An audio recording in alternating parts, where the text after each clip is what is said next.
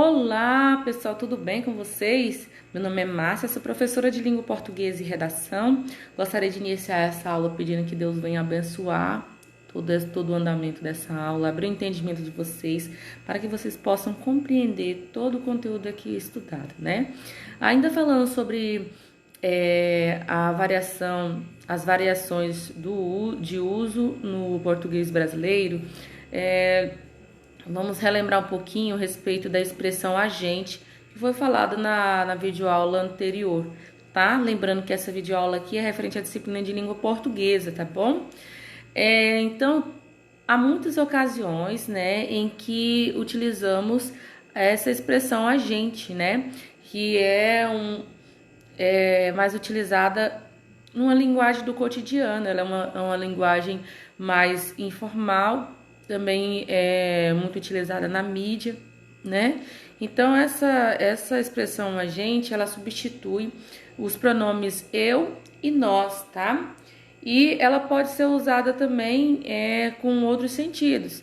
Por exemplo, na frase aí, eu gostaria que você viajasse comigo, porque a gente não se sente bem sozinha em outros lugares novos. Então, esse agente aí, ele está no sentido de as pessoas em geral, tá? Então, não está se referindo só apenas a eu e a nós, mas está se referindo a todos em geral, tá? Então, se refere às pessoas em geral.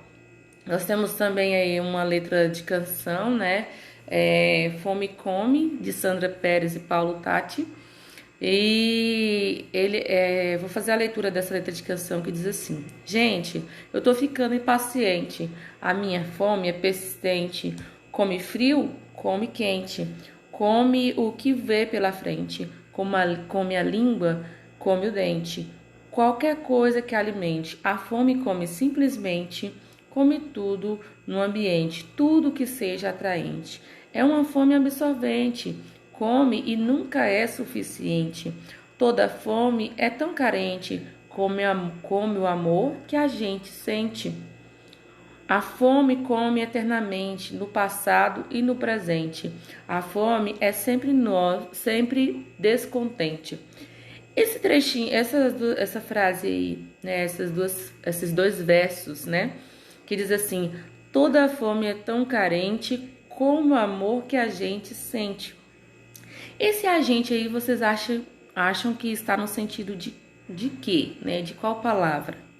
Aí o exercício vai pedir para vocês responderem isso aí. Eu não vou dar a resposta agora para vocês, não. Depois vocês façam uma análise direitinho quando eu passar as páginas para vocês responderem o exercício, tá? Então, para cada pessoa do caso reto, há pronomes pessoais do caso oblíquo. Só que nesse início agora, nessa parte que nós estamos estudando agora, não vai haver um aprofundamento disso não, tá? Mas eu posso dizer, igual lembra daquela história em quadrinho do Haroldo, que eu fiz a leitura, e tinha o me, o mim, né? E todos esses dois pronomes pessoais do caso oblíquo se referiam à primeira pessoa do singular, tá? E se referiam ao pronome pessoal do caso reto, eu, tá? Então, todos os pronomes pessoais do caso oblíquo, eles se referem a um pronome pessoal do caso reto. Mais à frente nós estaremos estudando isso de forma mais aprofundada, tá? Mas falando um pouquinho a respeito dos pronomes tu e você, em alguns lugares das regiões norte, nordeste e sul do Brasil, o pronome tu é bastante utilizado, tá? Na linguagem do dia a dia, é comum o emprego emprego misturado dos pronomes tu e você, tá? E seus correspondentes lhe, o, a e te, tá? Veja o exemplo, ó. Dois exemplos, na verdade, né? Se você resolver ir comigo ao cinema, me avise. Passo para te pegar. Nossa, há quanto tempo não te vejo? Você está bem? Você está bem? Na pergunta. Então, nossa, quanto tempo não te vejo? Né? Frases exclamativas. Você está bem? Frase interrogativa. Vocês podem notar que em cada uma das falas são empregados te, que se refere ao pronome tu, segunda pessoa, né, do singular, e você, usado como pronome de terceira pessoa, tá? Se na segunda fala, se empregássemos a segunda pessoa, teríamos: nossa, há quanto tempo não te vejo? Tu estás bem? Se fosse empregada apenas a terceira pessoa, teríamos: nossa, há quanto tempo não o vejo ou não a vejo? Você está bem? Então, vocês podem observar aí que nesses exemplos os verbos foram alterados para concordar com os pronomes, tá? E tem um trecho da letra Sei Lá, né? A letra de canção Sei Lá, de Gabriel Pensador, que diz assim: sei lá, tanta coisa eu tenho aqui para te dizer.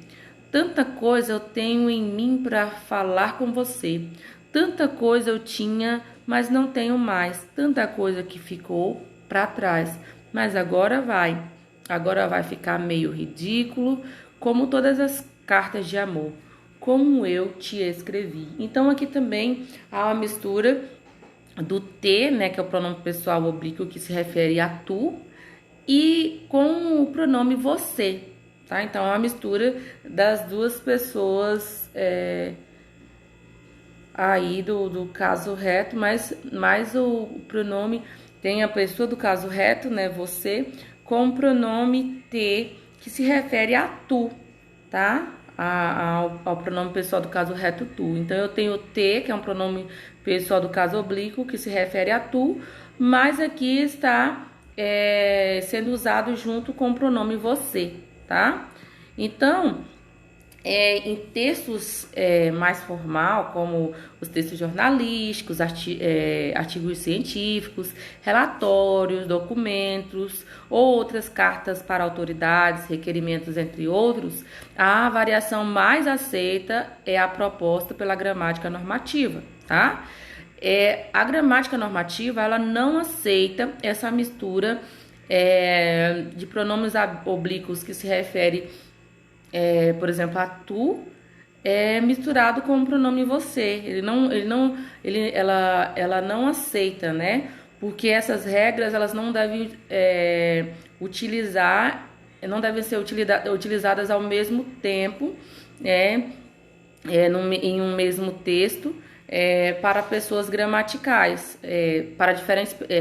por diferentes pessoas gramaticais, tá? Então, por exemplo, tu e você, para se referir a um mesmo ser. Então, se eu estou me referindo a um mesmo ser, teria que se usar um mesmo pronome. Nesse caso aí, houve a mistura de dois tipos de pronome, né? O pronome você do caso reto. No caso, o ideal seria que achasse, que se aplicasse o pronome oblíquo que se refere a você, e não o pronome oblíquo que se refere a tu, tá? Então, essa mistura do tu e você aí, ela se dá mais na linguagem informal, na linguagem do dia a dia, tá? Mas a gramática normativa, ela não aceita essa mistura, essa variação, principalmente em textos jornalísticos, artigos científicos, né, relatórios, etc, tá?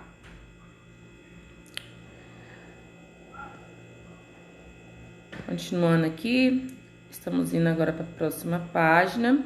Aqui nessa página fala a respeito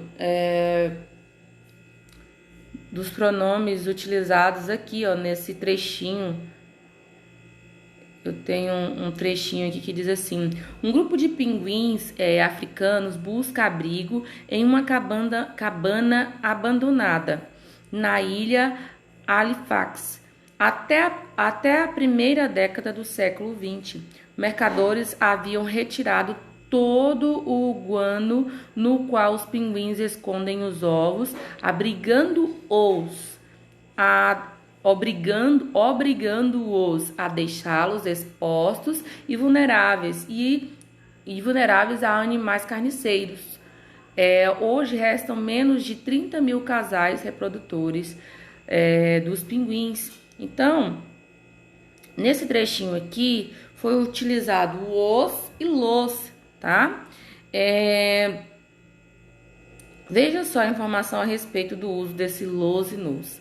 Algumas formas de utilizar os pronomes pessoais são mais comuns na linguagem formal, ao passo que outras são mais utilizadas na linguagem informal. Então, vou estar passando para vocês aqui o uso formal e o uso informal desses tipos de pronomes, tá? Então, a frase é: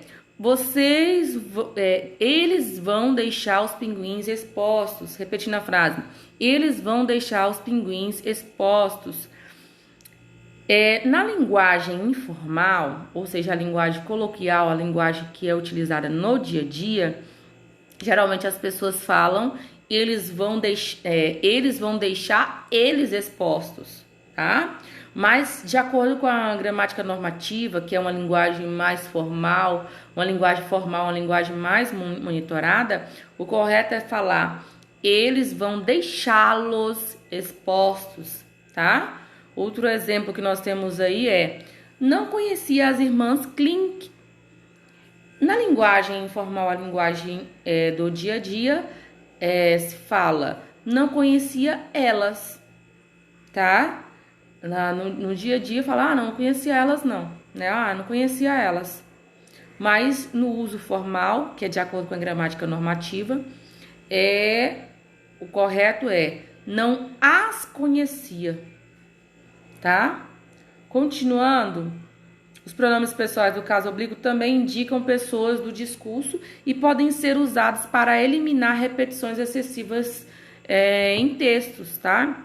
Então, para não ficar repetindo uma mesma palavra várias vezes em um pequeno trecho, usa-se os pronomes pessoais do caso oblíquo, tá? Olha aí o exemplo. Luana devolveu o livro das irmãs Klein ontem. Só depois percebi que o livro estava um pouco rasgado. Achei melhor encapar o livro e guardar o livro, pois é um livro de que gostei muito. Olha a quantidade da palavra, né, do uso da palavra livro em um pequeno trecho, tá? Então, os pronomes pessoais do caso oblíquo, eles são utilizados também para evitar essa repetição, tá? Como eles são utilizados como elementos de coesão também, tá? Olha como o emprego desses pronomes oblíquos em uma frase deixa o texto até mais legível, né? Mais belo de fazer a leitura e se observar também, ó. Luana devolveu o livro das irmãs Klink ontem. Só depois percebi que ele estava um pouco rasgado. Achei melhor encapá-lo, guardá-lo, pois é um livro de que gostei muito. Olha só que legal que ficou. Então, quem é ele aí, no caso? Só depois percebi que ele quem? O livro.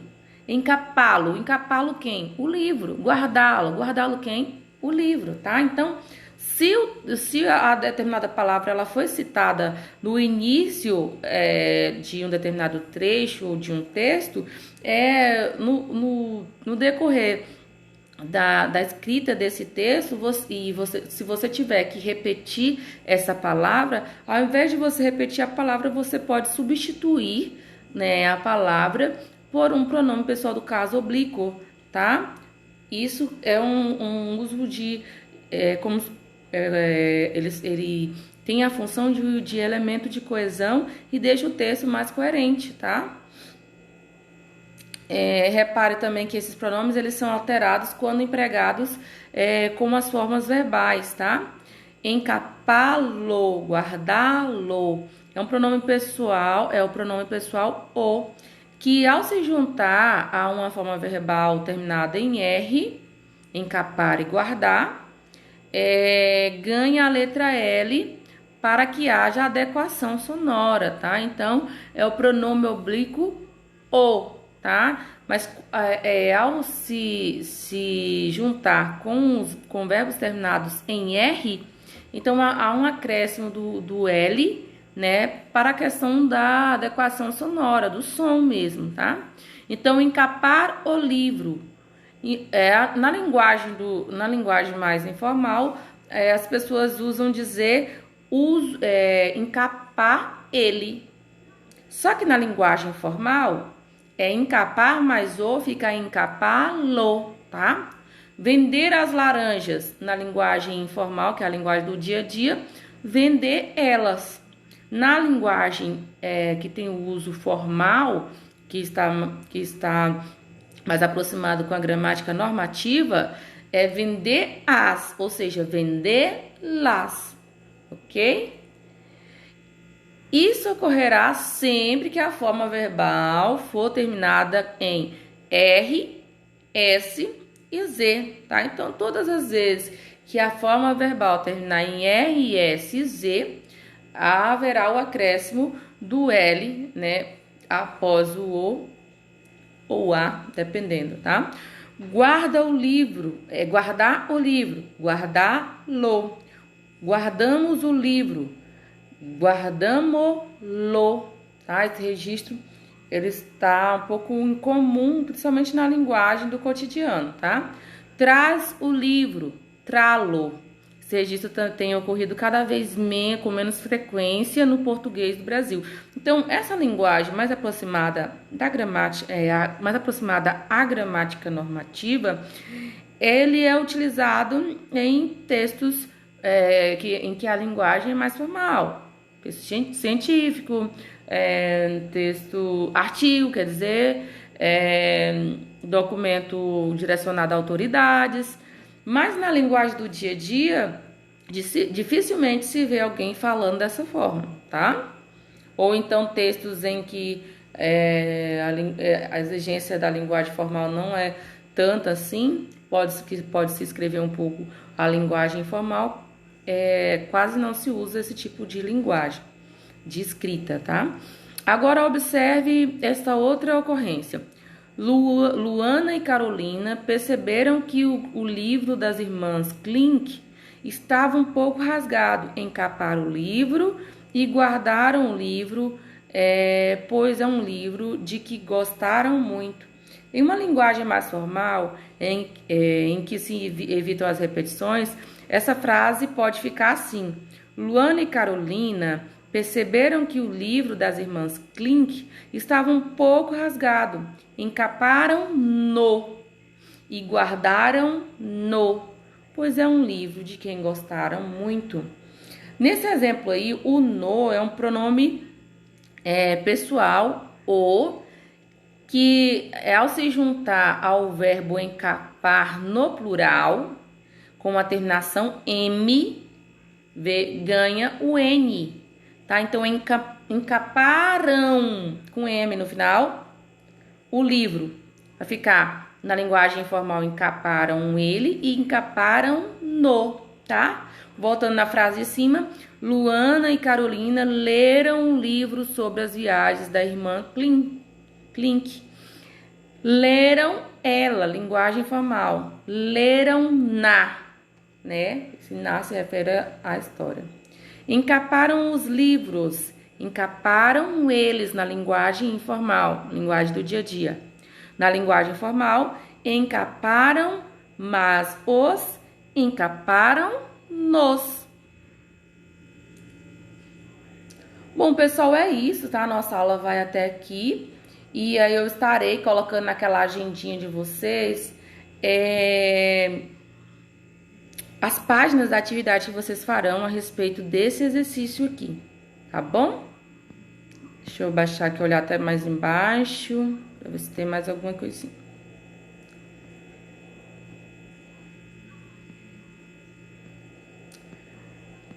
É isso mesmo, tá? Esse outro conteúdo já é para a próxima aula, ok? Então é isso, né? Ficamos até aqui. Até a próxima aula. Que Deus abençoe vocês grandemente, tá? Qualquer dúvida eu estarei no grupo do WhatsApp, tá? Ou então na plataforma. Se tiver com vergonha de fazer pergunta no grupo, pode perguntar no meu PV também, tá? E é isso, tá bom? Muito obrigada e até a próxima aula.